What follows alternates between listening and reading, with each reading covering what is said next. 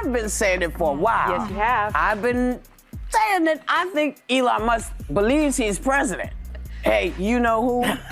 Stay away from the stairways. 2 tables away from Trump, and I'm looking at him like, man, this is too much, you know? Who is in charge? Because I've been saying it for a while. Yes, you have. I've been saying that I think Elon Musk believes he's president. I do. Well, you've been calling him vice president. I've called him vice president. I called him president because I don't know what JD is doing. I hardly ever say. I don't remember last time we even talked about JD. You're right. He's planning the presidency when they get rid of Trump. So you think it's Musk Vance? Possible. Hey, you know who? Stay away from the stairways. Because, you know, people put the leg out to trip you going down the stairs. Watch out. One of the things I wanted to talk to you about, I wanted to play this, but we decided we shouldn't play it. We don't want anybody to have any sort of way to get it down. The episode of you when you were on The View, when you were running for president. Right. Donald Trump is a billionaire, a real estate mogul, and a television star. But does he really want to add President of the United States to his resume? A lot of people would like him to. You got introduced as our friend Donald Trump. Please, let's find out, and please welcome my friend, Donald Trump. That's right. Whoopi Goldberg gives you a big hug and a kiss. Joy Behar gives you a big hug. Barbara Walters gives you a big hug. They all loved you. We're so happy to have you. Whenever you're on with us, we're very happy. We love it. They were talking about you in such a favorable light. The audience was cheering, and then you actually started winning in the polls, and then the machine started working towards you. Joe Biden knows how to do this. Trump. Yeah. He tends to just...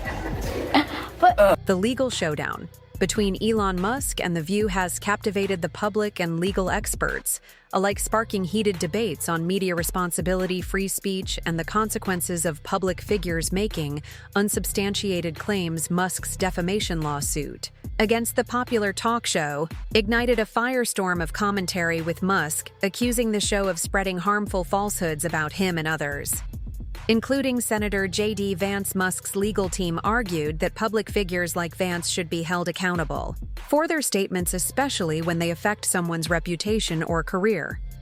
As the case folded, Musk's legal team presented a series of social media posts, interviews, and public statements from Whoopi Goldberg, and the panel arguing that these comments were not only baseless, but had caused significant harm. Musk himself took to social media, calling the accusations reckless and accusing The View of trying to undermine his legitimacy and business endeavors. For Musk, this lawsuit wasn't just about clearing his name, it was about pushing back against a mainstream media he feels distorts the truth and fuels division on the other side of the battle.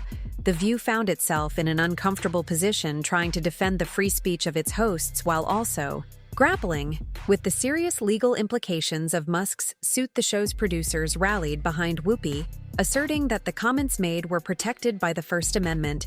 However, they couldn't ignore the growing legal pressures. Legal experts across the country weighed in on the potential ramifications of the case, and the media landscape was left wondering how this legal clash could shift how public figures are treated. In the media, public opinion was divided. Some rallied behind Musk, agreeing that The View had crossed a line in its criticism of him. Others defended Whoopi, claiming her comments were protected speech and part of the show's dynamic and controversial format. Still, the big question lingered: could Musk, with his immense wealth and legal resources, overcome the formidable power of one of the most influential daytime talk shows? As the case progressed, it became clear that this was about more than just defamation. It was about the delicate balance between media freedom and responsibility. Musk's legal team brought the weight of federal scrutiny into them, arguing that Whoopi's accusations didn't just damage his reputation, they could erode public trust in institutions and create unnecessary division. In their view, when influential media figures make UNS reported claims about public figures, it could have long-lasting consequences for society's perception of key political and business issues. Meanwhile, Whoopi's explanation for her comments, blaming her cat for tripping her up, did little to quell the storm. Critics viewed this as an attempt to dodge accountability, further fueling The controversy, it seemed less like a sincere apology and more like an attempt to trivialize the situation. Legal experts suggested that this response could weaken The View's defense, making it more difficult to argue that her statements were simply opinions or satirical commentary as the legal battle raged on. Moose team demanded a public apology. The pressure mounted, with Moose lawyers warning that without an admission of wrongdoing, they would press forward with the lawsuit. What began as a media spat had evolved into a major legal confrontation, one that raised critical questions about the ethical responsibilities of media personalities and the influence they wield over public opinion. The case became a flashpoint for discussions about media accountability and the increasing power of social media. In shaping public discourse, federal authorities now had a stake in the matter, recognizing the potential for this case to set a precedent on how the media handles defamatory remarks, particularly when those remarks involve high-profile figures. But the drama didn't end there. The departure of Whoopi Goldberg from The View shocked many, sparking speculation about ABDC's decision to let her go. While the official explanation cited the mounting legal pressures, some believed it was a strategic move to protect the network's reputation. After Musk's victory in court, it seemed that ABC wanted to distance itself from any further legal trouble. The network's decision to part ways with Whoopi was seen by some as a reflection of the evolving role of media accountability for The View, a show already criticized for its political bias and often divisive debates. This was a turning point. It highlighted the tangible legal and reputational risks of unchecked commentary. The incident may mark a shift in how media outlets handle controversial statements, especially when they involve powerful figures.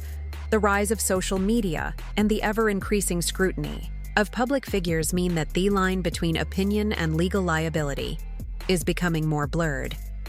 Whoopi's exit and Musk's legal victory have ignited conversations about the broader implications for the media landscape.